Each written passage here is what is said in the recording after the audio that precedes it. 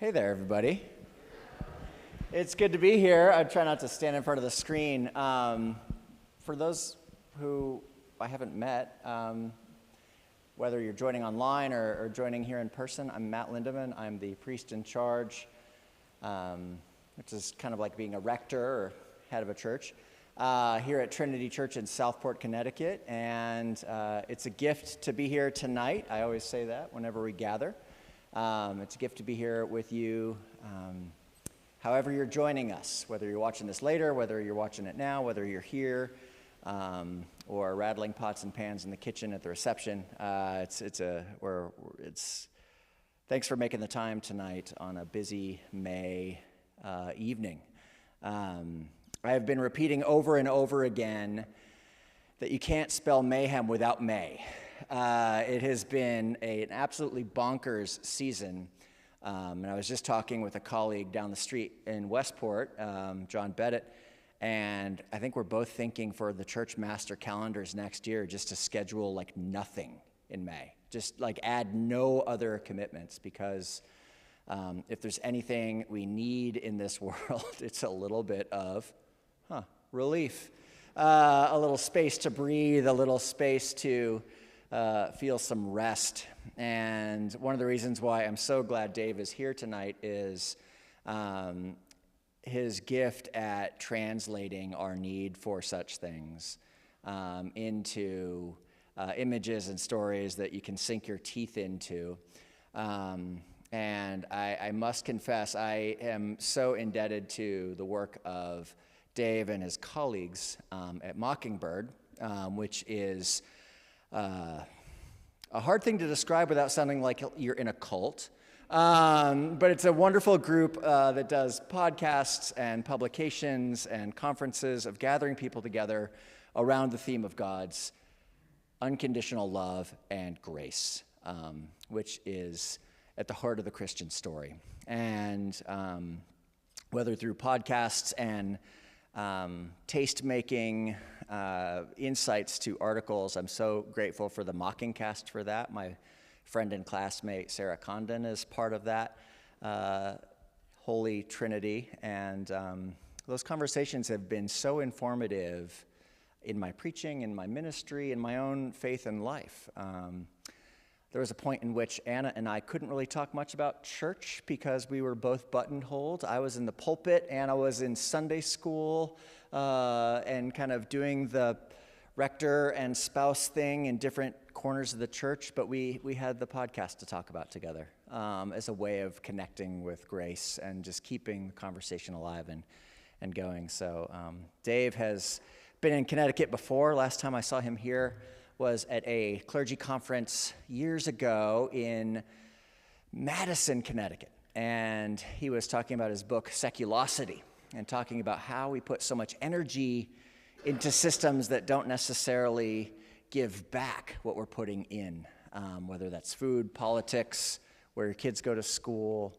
And Dave has continued his work with the book, Low Anthropology, thinking about how we have a right-sized view of God and a sense of humor about our role in all of that, to put it in short. And I'm so, so grateful for this conversation tonight as Dave shares a bit about his book, and we can engage in some Q&A and some food and some fellowship after. So any questions, comments, emotional outbursts? Okay, I think we're ready to begin. Welcome, Dave. Yeah. Come here. Poor Dave. Yeah.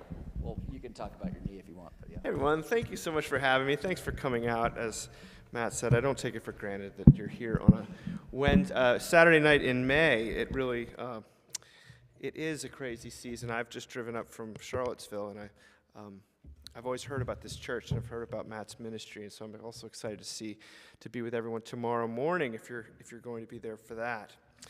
But I'm here tonight to talk about relief. This word has become, I joke that perhaps it's a case of everything looking like a nail when you carry a hammer.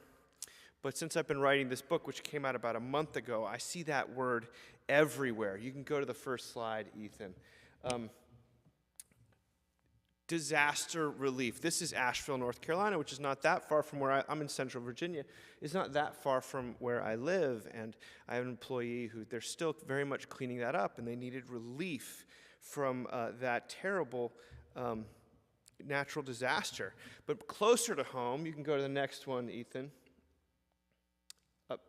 Yes, Zaranase, fast-acting, long-lasting relief. In Charlottesville, where I am, the pollen has been absolutely terrible. I don't know what it's been like in Connecticut. It's usually pretty bad up here, too.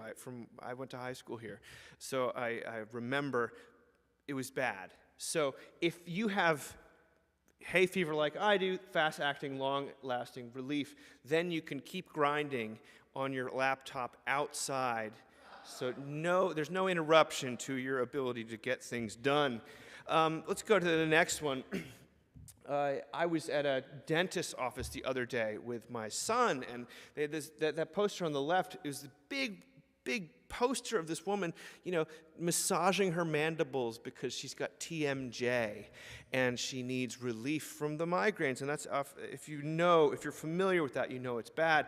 But what was a little bit more shocking to me at the dentist's office was that there were also anxiety relief coloring books out for the adults. And you sort of wonder, how stressed out are people? It's Maysember, mayhem. Then, close to where I live, right around the corner from my office, you can go to the next one, we have this kind of relief, a CBD lounge. And at this point, I think there's just gusts of smoke coming out of there all the time. I was in New York City about a month ago, and a lot of people chasing this sort of relief in downtown Manhattan. So I'm seeing it everywhere, but I'm also hearing it. My wife, as the publicity for the book was beginning, she told me, Dave, you've got to listen to this new podcast with Amy Poehler. Amy Poehler is an actress and comedian, and she's behind Parks and Recreation. She's got a new podcast called A Good Hang, and it's the most popular podcast in America, or it has been a couple months ago. And she had Rashida Jones on there to speak with her. Rashida Jones is the daughter of Quincy Jones. So, responsible for Frank Sinatra, Thriller by Michael Jackson, Fresh Prince of Bel-Air, We Are the World, etc. It gets to the end of the episode, and this is what happens. We can play the next. Here we go. Okay, and then the last question, good hang. So we're trying to figure out how to continually self-regulate here and find joy in all different places. And I'm asking everybody to talk about what gives them relief. What is the thing they go to and they want to laugh, check out, tune in, take a load off?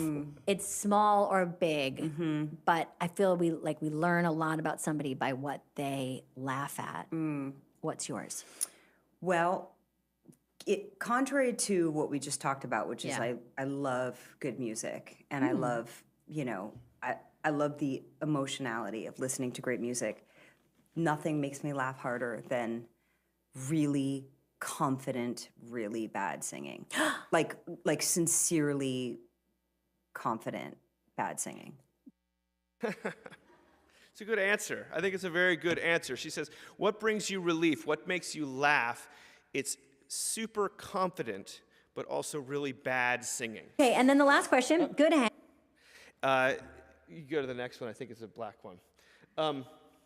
So I think Amy Poehler is assuming it's not even a question of if a person needs relief. It's where they're going to get relief and what form that relief takes. Now, I can tell you what relief looks like in my life in the middle of Maysember. Relief looks like a rainstorm during the hours of 2 a.m. to 4 a.m. on a Saturday morning. 2 a.m. to 4 a.m. on a Saturday morning. Why is that relief? Because when that happens, at least in Charlottesville, Virginia, it means you wake up, the sun is shining, but all the games are canceled. I have 3 children, a 14-year-old, a 12-year-old, and an 8-year-old. What it meant for me 2 weeks ago was that a doubleheader of flag football would be canceled, and that we could have a nice leisurely breakfast. And then we were also spared a mountain biking race and 8-year-olds playing soccer. Now, 8-year-olds playing soccer, you see one, you've seen them all. I don't know how much of a future my son has in soccer. We'll put it that way. But you could be outside. It wasn't cabin fever time. You could really enjoy your life, and you could enjoy nature. But that was relief for us. We felt like, you can go to this next slide. Actually, we felt, this is a New Yorker cartoon, high on canceled plans, and this lady has just collapsed in sort of euphoria. And there's Elaine Bennis, also lots of relief. You can go to the next. You go to black here. But relief from what exactly varies. It could be the punishing youth sports schedules, but it could easily be the treadmill of professional and financial demand that only seems to ramp up and get faster every year. When I log in to pay my mortgage every month, there's always a little window that says, looking for mortgage payment relief. There's some program, I'm scared to click on it. I want to click on it, but I'm scared there's a catch, right? I'm thinking there's going to be fine print and I'll get hooked into yet a higher interest rate or something like that. So I don't do it, but I want mortgage payment relief. I want that badly. It could be something else you want relief from. Maybe you want relief from the headlines and the acrimony and the noise of contemporary politics. Or perhaps it's something more existential. Perhaps it's something like the pressure to be a certain kind of person or to demonstrate that you're worthy of the air you breathe. Many people long for relief from grief and guilt and loneliness and just pain. Perhaps it's all of the above. I don't know what it is for you, but I know that it's something. The world is a pressure cooker. And to be alive in 2025 is to want out from under, room to breathe, if just for a little while. Everyone I know, certainly, is craving and chasing that relief. The question, again, is simply what and where you're looking. The tragedy is that most of us don't go somewhere as upbeat as Rashida Jones.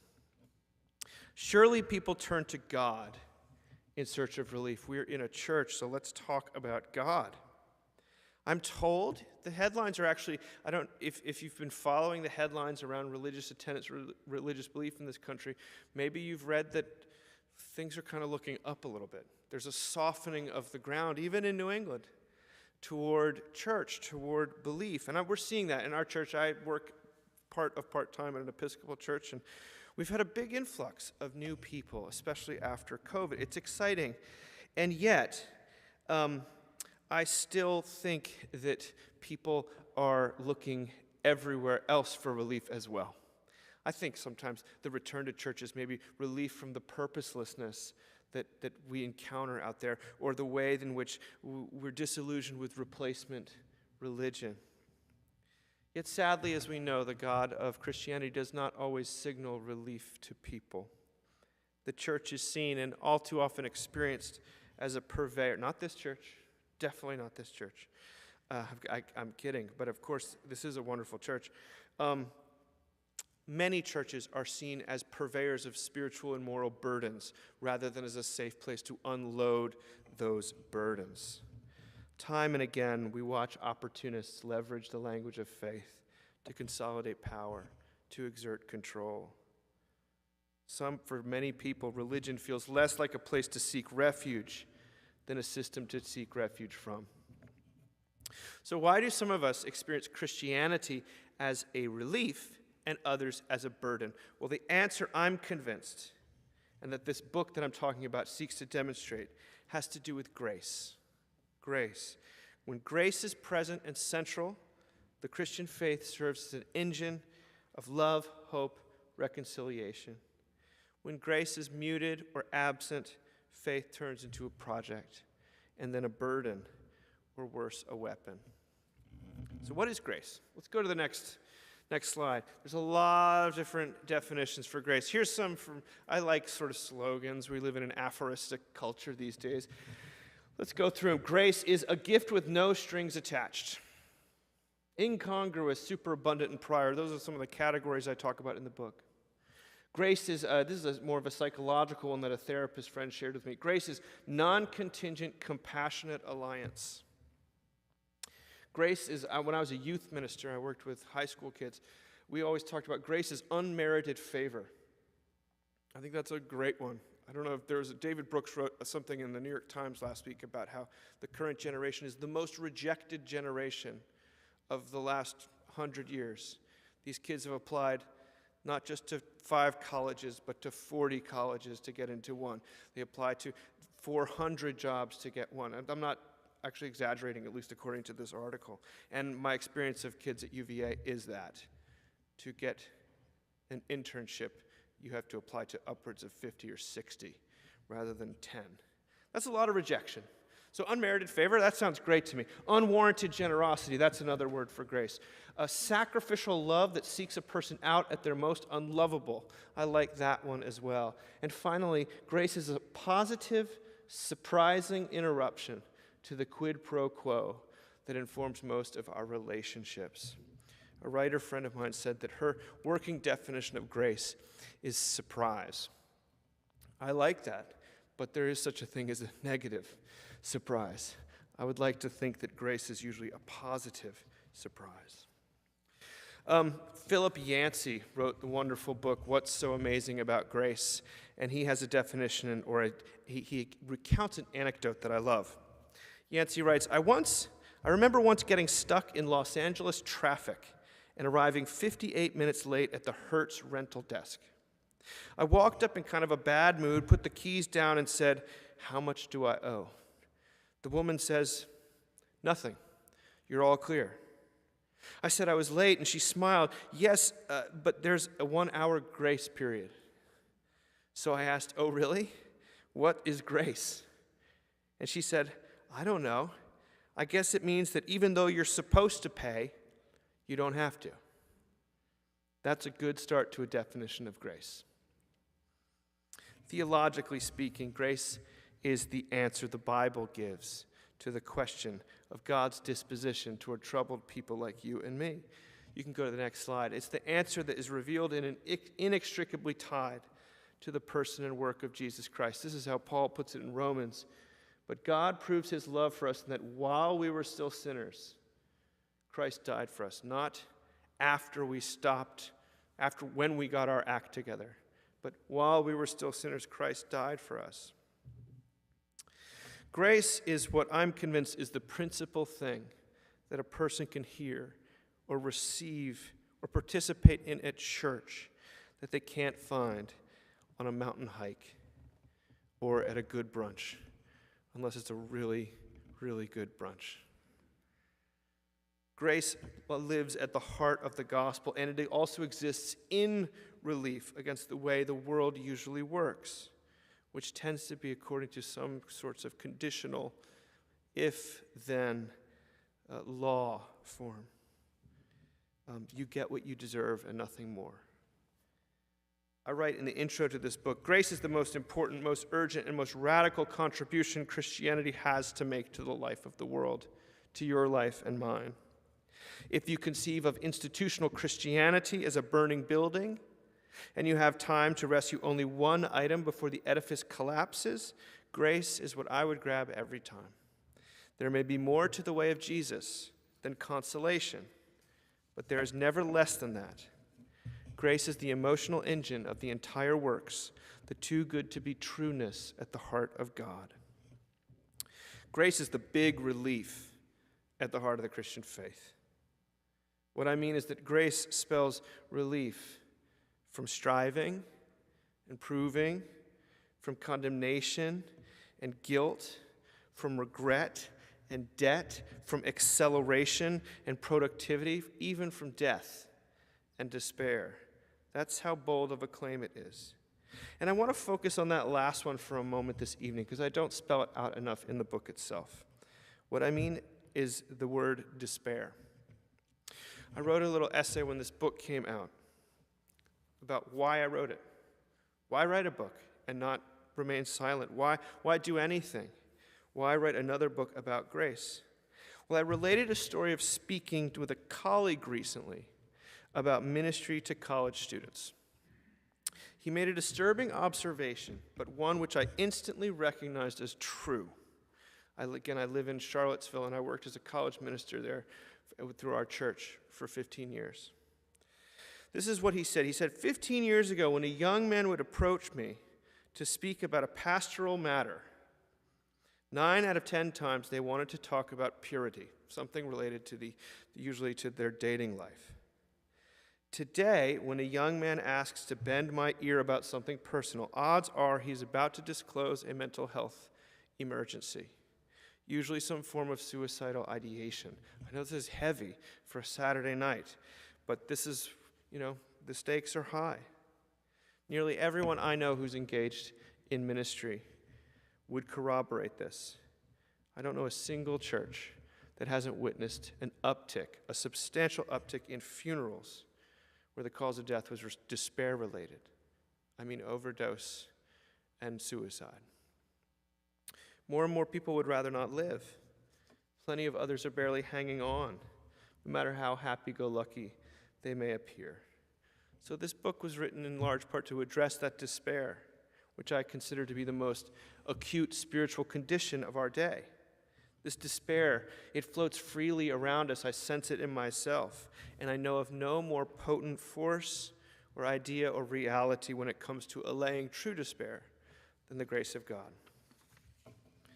So how is grace relief from despair? We're going to look at Scripture, then I'm going to tell a personal story, and we'll end with some music. It's not long. But before we do, what is despair? How would we describe despair? This is how I would describe it. Despair usually entails an alarming confidence about future doom. To be in true despair is to be certain that the emptiness or darkness that surrounds you now will always surround you. Your vision shrinks so that all you can see is sadness or negativity.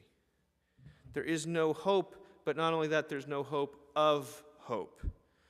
You might say despair is the confidence that there are no pieces on the board of life other than the ones you can see, which, if you've made a mess of your life or suffered some terrible setback or both, can be a very grim prospect. A person in despair, as I'd like to say, is captive to a collapsed horizon of possibility. But the grace of God means that the horizon of possibility is never actually fixed. None of us possess the perspective or knowledge to be able to make any conclusive judgments about the future of the world or ourselves. Not only are there pieces on the board we cannot see, some of those pieces are beneficent, which means there are redemptive forces at work beyond our ability to summon or control them, which include, first and foremost, a God who forgives, who loves, who redeems, who brings life out of death, and who has power that you do not. So the possibilities for our life are not restricted to what you and I can effort into existence any more than it is dictated by what we've done or left undone. So let's look at how this plays out in the Bible. Let's go to the next slide. This is from John 5. This is the lectionary last week. If you're an Episcopalian, it was assigned.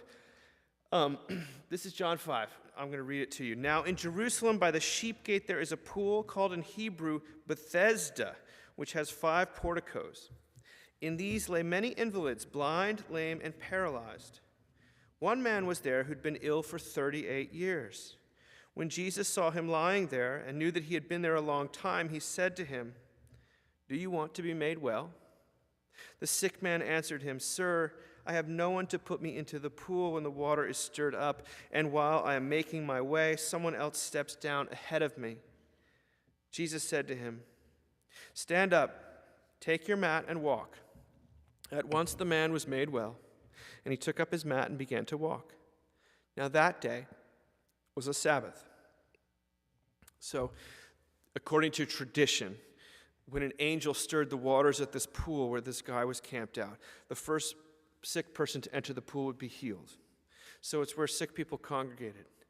Jesus is going to Jerusalem. This is the first trip to Jerusalem as an adult. We know that he went there as a child, but this is his first documented trip as an adult. And when he gets to Jerusalem, he doesn't go to the tourist attractions, nor does he go to the religious ones. He doesn't go to the temple. He goes to the hospital.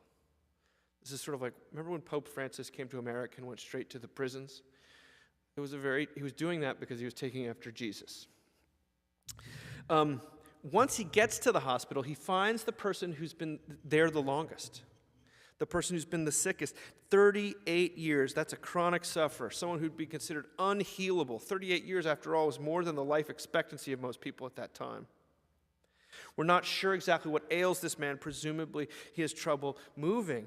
What we do learn from their exchange, though, is that his sickness is more than just physical. This man had suffered not just corporal pain, but emotional pain. He'd been pushed aside, he'd been overlooked, with no relief. Can we go to the next slide here? This is a painting, 1883, by a Danish painter named Carl Bloch, of this incredible scene. And what you'll see here is the man who has been there, clearly he's sort of camped out. It's obvious that he's been there a long time, so much that he's got a setup.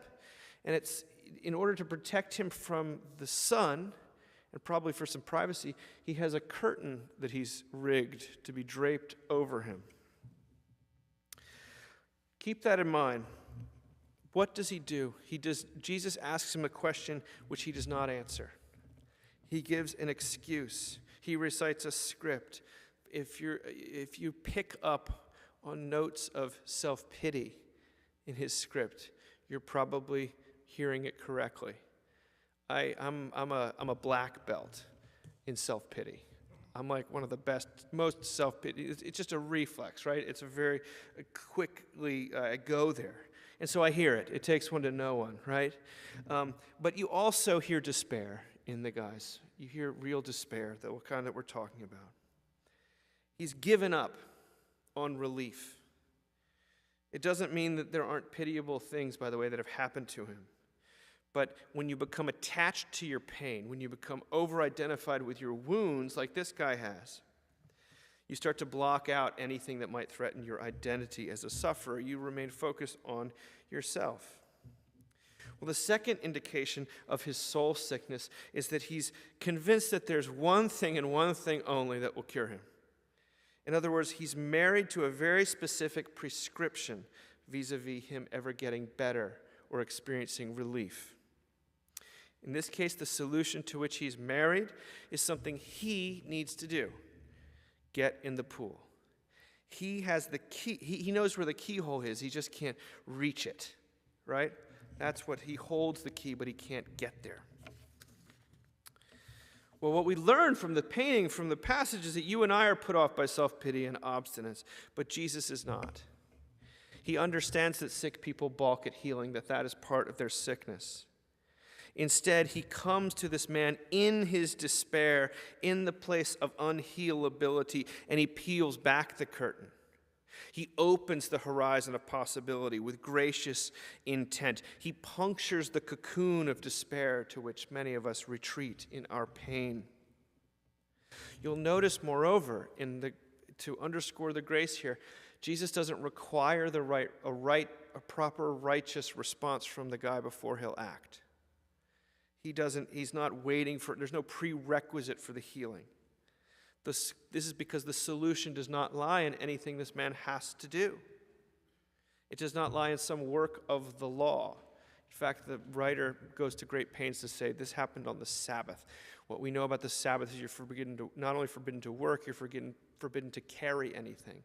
So when Jesus says, take up your mat and walk, he's violating the law. Or he's at least saying that the healing I have come to bring exceeds the bounds of propriety and sort of a rule-based conditional way of thinking. All that to say, Jesus does not relate to the man on the basis of what the man brings to the table, but on the basis of who he, Jesus, is. God's grace, as revealed in Christ, is not tied to any human criterion of worth. It's incongruous. It's external. It's a gift with no strings attached. And it comes to this man. The pathway from which it arrives is one that the man cannot anticipate or see. That's very good news. And I want to tell you how it's worked out in my life before we get to the end here. So I've just put out this book. A month ago, the book came out. Book promotion today is a real bear. It used to be you'd turn in a book to a publisher and they would sell it for you. Today, that's not the case. Authors have to not only write the books, they have to become brands. We're told when we sign publishing contracts, you got to get on social media, you got to cultivate how big is your platform, yada, yada, yada. It's a grind. So this time I decided, instead of last time I did a huge book tour and it was fun, but it was grueling from the family. So I decided I was going to write an op-ed, right? I was going to write an op-ed and get it published in a major paper. I have some contacts. I know some people. So I wrote 1,000 words, and the book came out 2 weeks. We're going to get a week after Easter. So some of the papers still publish religious content around Easter time. I was going to land one of these Easter, big columns. So I wrote 1,000 words and workshopped it to death with my editor, with people who've gotten op-eds published. I thought it was pretty good, pretty pithy, right? Maybe overworked, I don't know, but that they were going to edit it as well. So my publicist took it, and here's who she submitted it to first. You can go to the next slide. Okay, click on it.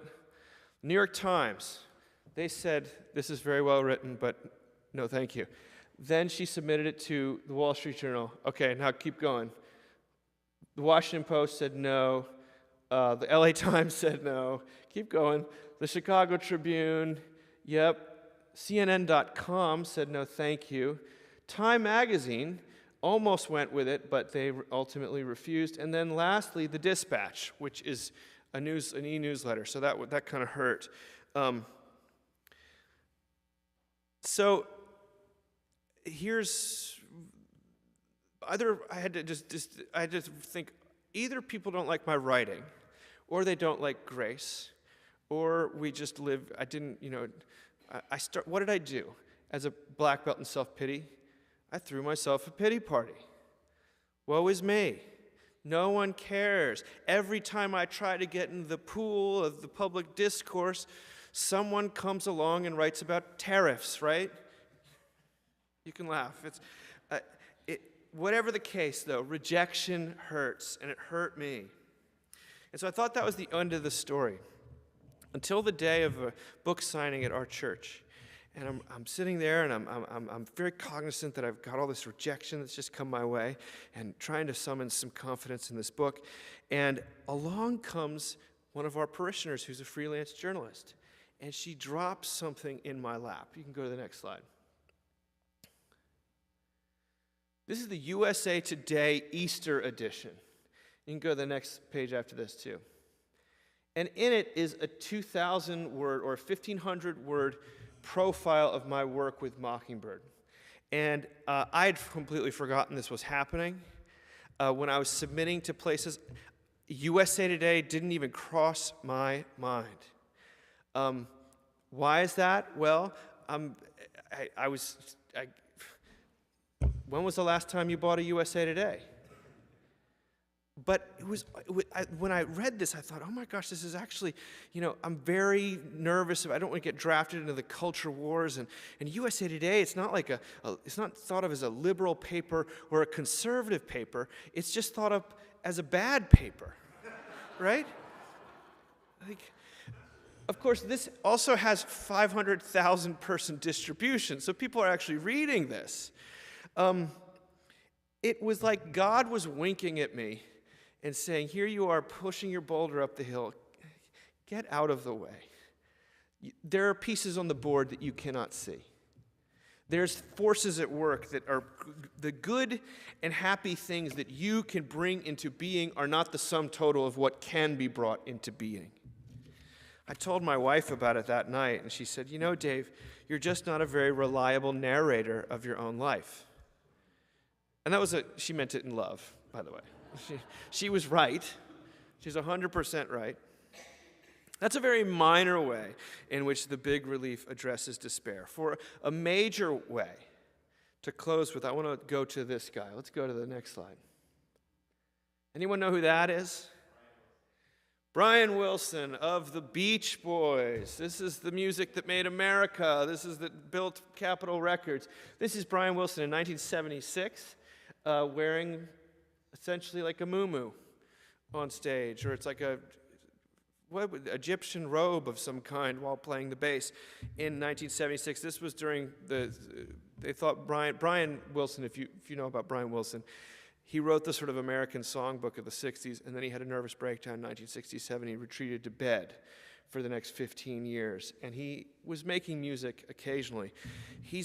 I love Brian Wilson, but he's suffered a lot in his life.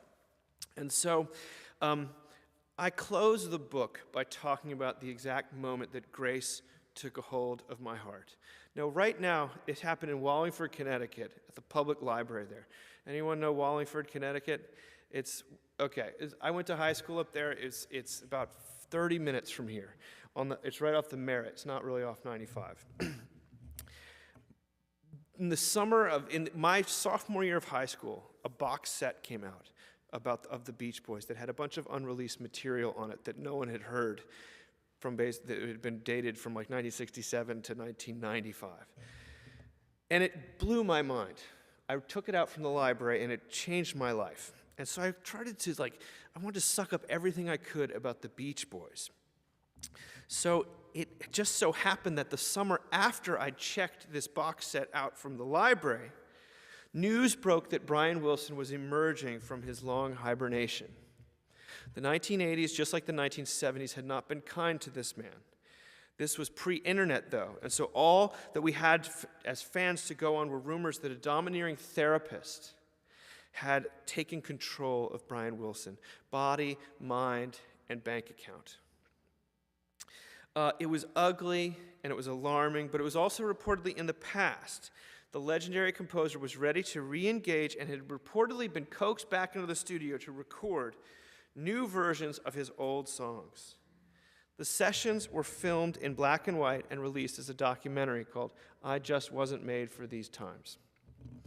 Well, as soon as I got back home from school, I tracked down a copy at our local video rental store and I pressed play. And during the interviews, I was alarmed by what I saw. Brian didn't look at the camera, and when he spoke, it was out of one side of his mouth in slurred sentences that weren't entirely cogent.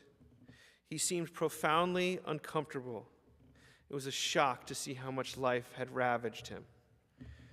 And then it happened. Let's play the clip.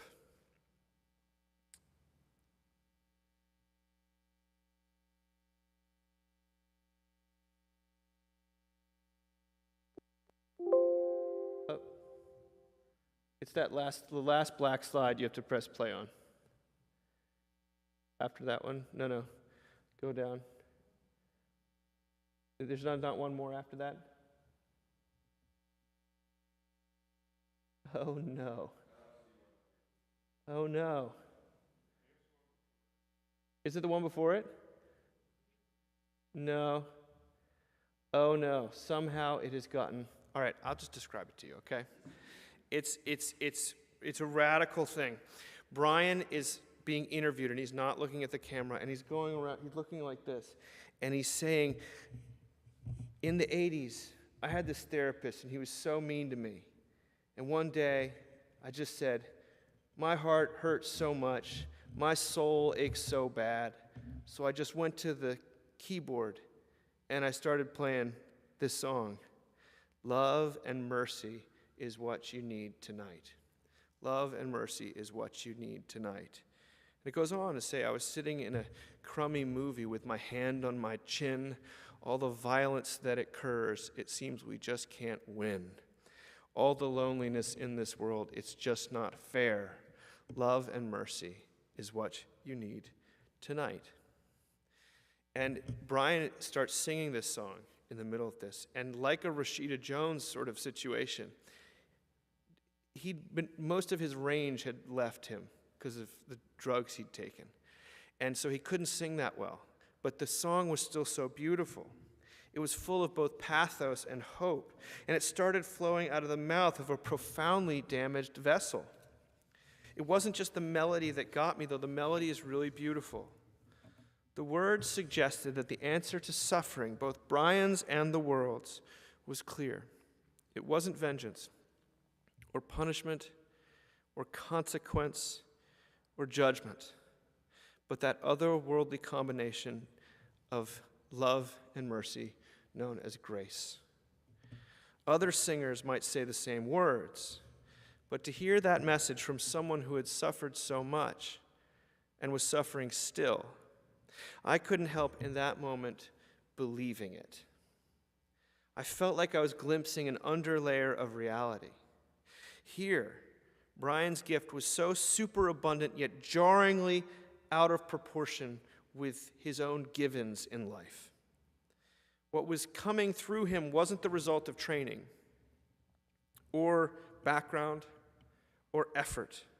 It wasn't something earned or cultivated, only received. There was no reason, furthermore, why this beauty had to exist. It simply did, as a matter of unqualified and unbidden gratuity, blessing all within earshot. Somehow, none of the trials that he'd gone through, both the self-inflicted ones and the others, have been able to diminish the gift. Something larger and something good was at work, despite everything. Brian Wilson was not only singing about the big relief, he was embodying it. The power and presence of God was the only possible explanation for what I was witnessing. But not just any God, but the God of grace, whose favor targets the undeserving. The Spirit who Paul tells us is the Spirit whose power is made perfect in weakness, who has a knack for bringing life out of death. I thought, if the warmth of the sun, S-O-N and S-U-N, could come to and through someone so damaged, well, maybe there was hope for me too, to say nothing of this worn-out world. Amen. Thanks for listening.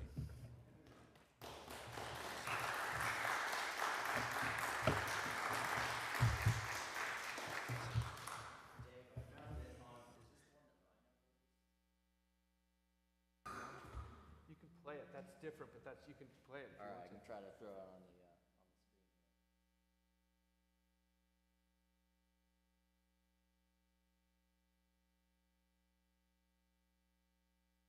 No, they're not going to let you.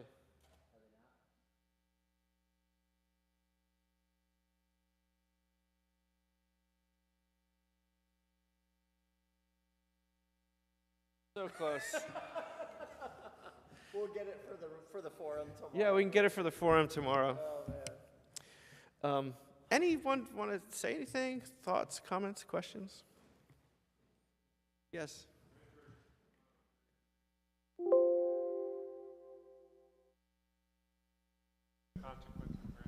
Drummond, let's do this. Yeah, try it again. Which I find that's sort of the consequence and what the growth after grace is, forgiving other people. Forgiveness is one outgrowth of grace. In fact, in the book, I try to look at grace from a variety of different angles, and one of them is forgiveness. And the way I find my way into forgiveness is talking about debt.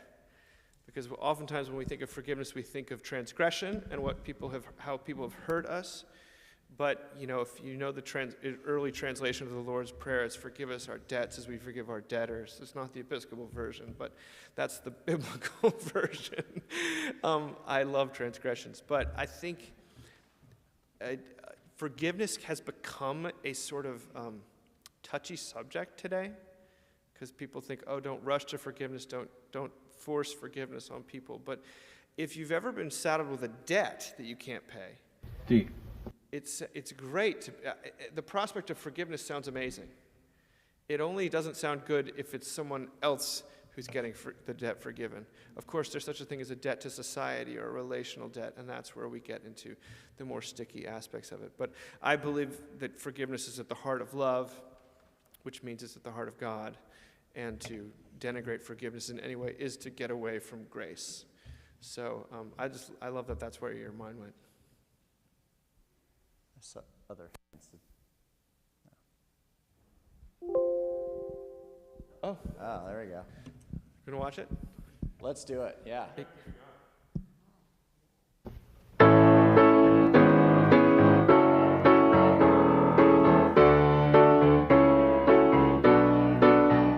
I was sitting in a crummy movie with my hands on my chin. Oh, the violence that occurred seemed like we never win. Love and mercy, that's what you need tonight.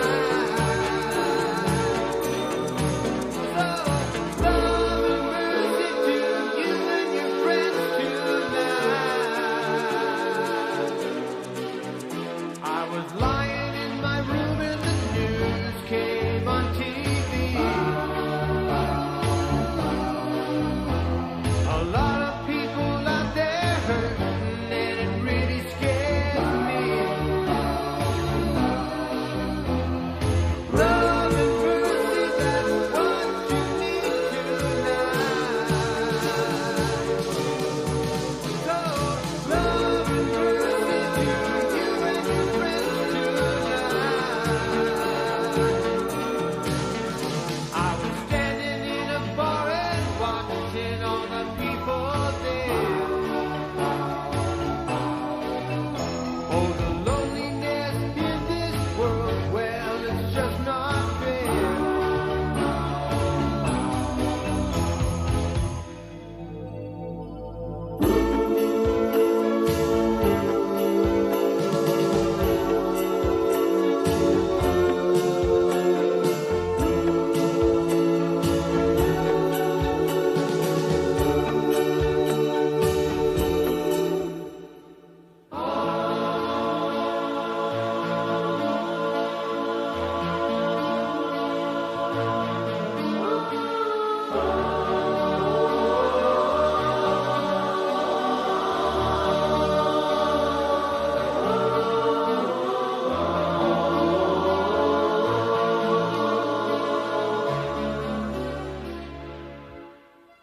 Hey, love and mercy, that's what you need tonight.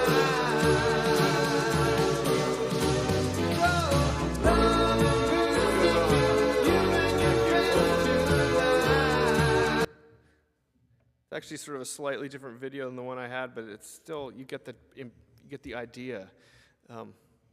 He was a profoundly broken man. In fact, that video, he's still under the control of the of the guy who made him take a lot of amphetamines to lose the weight. And then once he got out of the picture, it was he physically looked more ravaged. But anyway, be that as it may, we're not here to talk about Brian Wilson. We're here to talk about the big relief.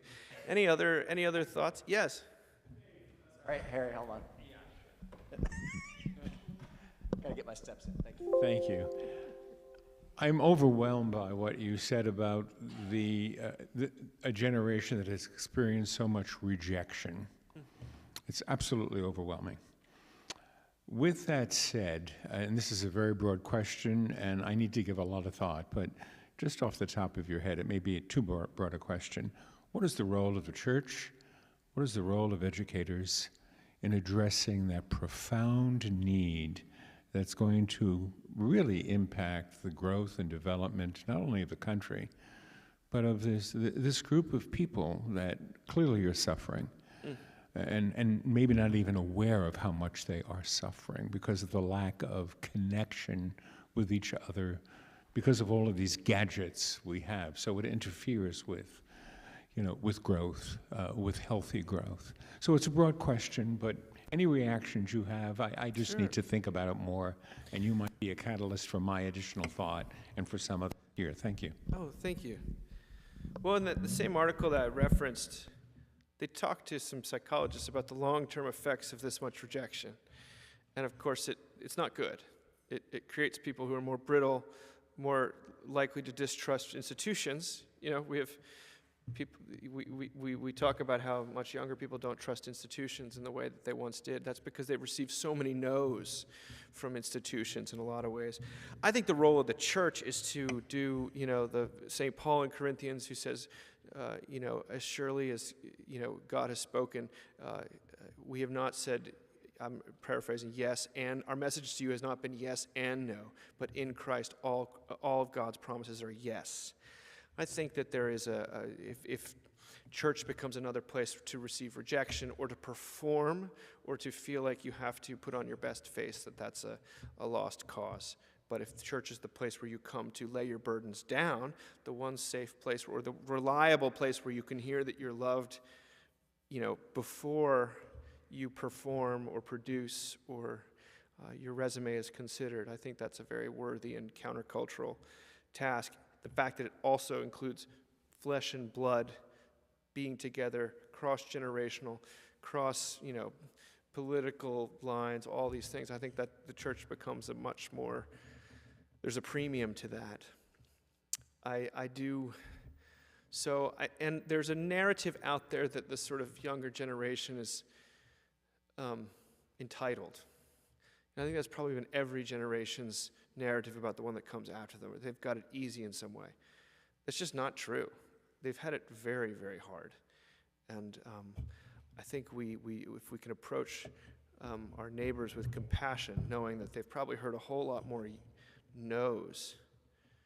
I mean, they cite the statistic that, Harvard still lets in 1,900 kids every year. That's the same amount they let in 1985. They have 54,000 people applying for those 1,900 spots. And that's very different from the 10,000 they had in 1985. That's that many more people who are getting a no. And once you get into Harvard, then you have to get into the Crimson Key Club or whatever it is. It's just a ladder that begets more ladders, that begets more ladders. So, and it's funny that they even talks about how the students themselves that tend to set these systems up where there's even more rejection in place. So it becomes like the language you speak, and I think that's very sad. I have been very encouraged by, when you talk about connection and whatnot, the work that Jonathan Haidt has done with the Anxious Generation book that's been so radically approved of in so many different types of schools, where you're seeing bans on cell phones, especially for certain ages. In Charlottesville, Virginia, there's the conservative Christian school, there's the really fancy prep school, and there's the public school.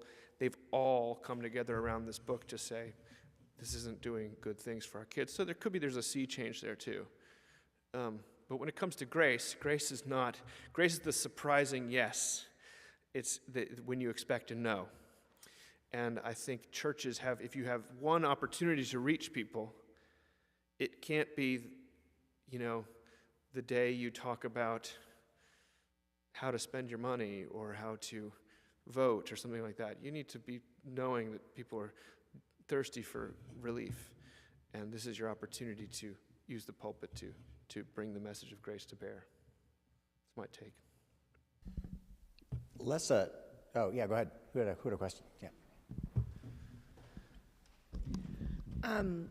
So I have a 3-year-old, and I know that your children are a little bit older, but how do we as parents raise children that have that grace, that can bring that grace into their everyday life? How would you think we could do that?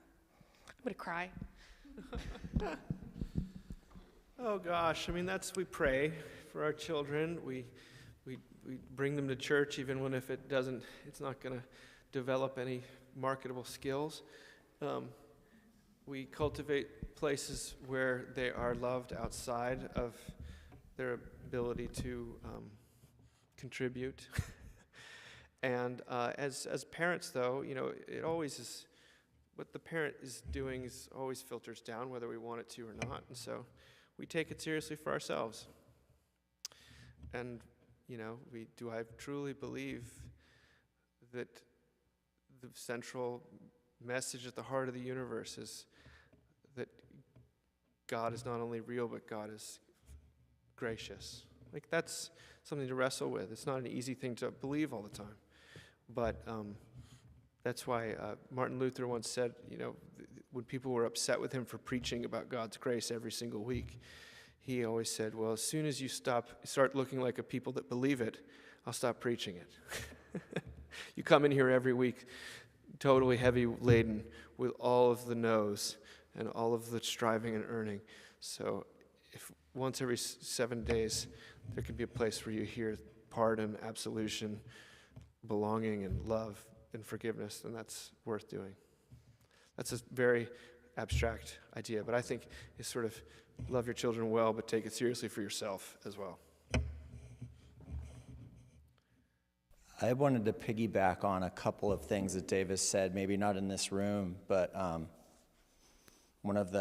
this is more comment than question, but it kind of pulls in the mental health stuff and the grace stuff. One of the parenting thing, Dave, I remember, so Dave is on multiple podcasts. He has The Well of Sound with deep dives on some really wonderful and really idiosyncratic stuff. Like, if you want to hear all about Paul McCartney and Wings, you're going to hear about it on The Well of Sound, because Dave and his buddy Lex, as a passion project, go full hog on that. I mean, it's impressive. But another one, in addition to the Mockingcast, where we hear a lot of this, you'll get a digest of what's being published and how we engage with grace. But one of the things that I've found so helpful, Dave, is not only talking about parenting, but also mental health, and how I found in my own experience of my own mental health and needing to just take ownership of that, is that my serotonin is store-bought, right? It turned thanks to chemistry and medicine, and seeing that as of the Lord. It's a real gift to be able to share that is a way we can heal in the church, right? And I want to thank you for your voice in that space with your brothers and with the Brothers Zahl podcast, talking about not only depression, but also being able to help platform like the Gerson sermon at the National Cathedral, right? We are Lazarus and we live, right? Where he's recognizing kind of just amazing sermon about how that happens. But another thing that I found so helpful was that approach that your mother shared about grace and parenting, right? About when Jesus talks about the internal, external, like snowplow parenting versus letting things play out, right? It's not what goes into a person that defiles, but what comes out, right? Do you want to speak to that like a little bit in terms of how grace and parenting engage based on that approach, which is pretty free range? Thank you, Matt. You're referring to an interview, it's a podcast we did with my mother on the Brothers Zahl podcast. My older brother is the rector of a Episcopal church in Bedford, New York, and my younger brother is a professor of theology at Cambridge in England. So it's like the family biz, right?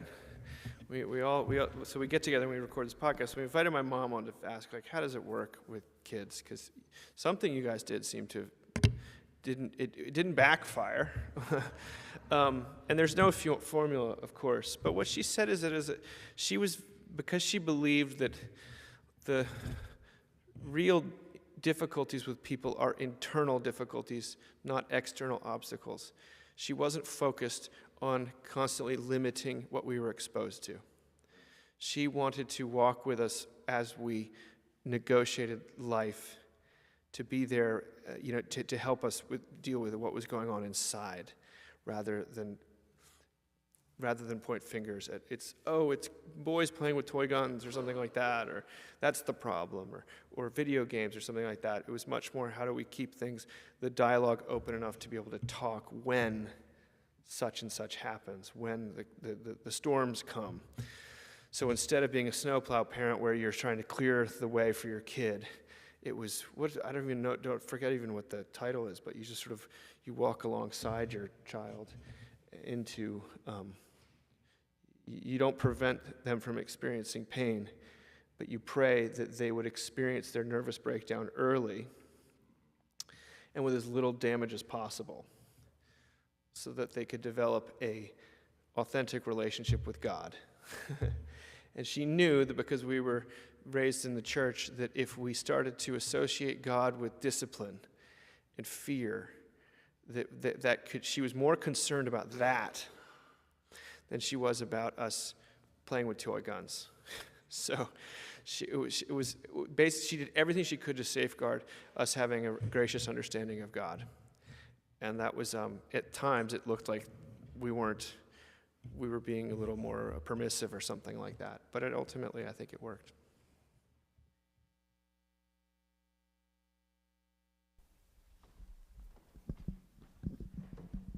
Is that Anna DeSocio? What?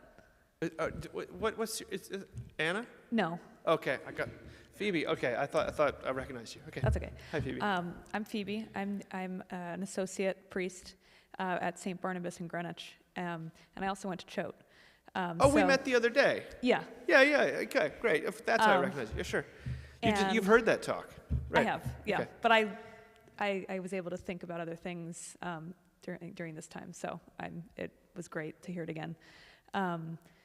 What I'm thinking about is, as a youth, I'm the associate for children and families, and I went to boarding school, so I think about discipline a lot, disciplining children and youth, and how to do that while still cultivating grace, the spiritual realm that I want to share with kids, and community belonging and all these things. But at the end of the day, there are still behaviors that are not appropriate. And this, of course, translates with adults, but I don't have to think about that. So I'm curious what your thoughts are on discipline that is grace-infused. It's a tricky one, but just because God loves a person doesn't mean they shouldn't stick their finger in a light socket or not obey red lights so that we can all live together as neighbors. The way that I thought that the way that I've always heard it is God doesn't need your good works, but your neighbor does. And so ethics, which flow out of gratitude, when it comes to the uses of the law, which is the do this, don't do that, and that there would be consequences if you don't do this, it always has to do with the betterment of our neighbors rather than earning the love of God or the love of your parents even. I think if discipline can be uncoupled from God, I mean, the worst thing you can say to a child in a Sunday school is like, if you do that, God will be angry with you. Like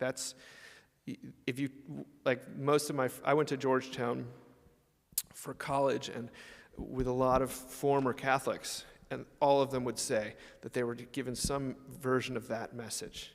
Baptists get it too. I'm sure Episcopalians get it too. It's just an easy way to get your kids to comply. Santa Claus, right? It's a Santa Claus. It's a Santa Claus thing. So I think that creates rebellion and like running as far away from church as you could possibly get, I think. So I would avoid that kind of God is big brother watching you, and if you don't watch out, you're going to strike them down with lightning. But there is still a place for saying grace does not mean that people don't suffer consequences. But it's also not, how would I put this? We don't get to play God with the kids, but we do get to, that also means not necessarily shielding them from consequences that they need to experience. And when I was a youth minister, I went a little too far sometimes and just said, this just means you can do whatever you want. And I tried that. What? I tried that. You tried that. And it's like, unfortunately, sometimes when the 13-year-old brain will hear, I can stay up as late as I want. That's all they'll hear. If you tell me God loves me no matter what, they'll say, well, you can't tell me what to do. But that's why we continue to hold on to the fact, well, you're going to be a disaster tomorrow if you don't sleep, so you need to go to bed right now. You are not allowed to speak to so-and-so that way. You cannot talk to your mother that way. You cannot talk to your father that way, et cetera, et cetera. But my parents would always try to de-spiritualize those moments and make them a sense of like the world needs to keep spinning if we are to love our neighbor, rather than make them a spiritual lesson. But it's also a dynamic thing, because it's most of the stuff, that kind of question, the how-tos, they always depend on who the child is, what the situation is. Many of us know that, like, if you're in a situation with a kid who's only ever gotten a no, it helps to give a yes. And if you've got a kid who's never gotten a no, the most loving thing sometimes you can do is give them a no, and that's actually love. So there's no formula.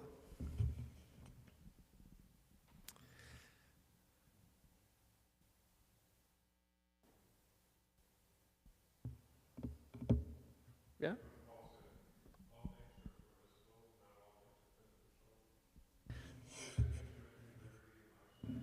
Yes, that's a beautiful way of putting it. And speaking of, that means you can have beer and wine and snacks in church. So, maybe not. Which is why that's in the hall next door. But Dave, thank you so much. Thanks for having me. We can shift this to more of a one-on-one in the book wine conversation, and there are many snacks in the hall.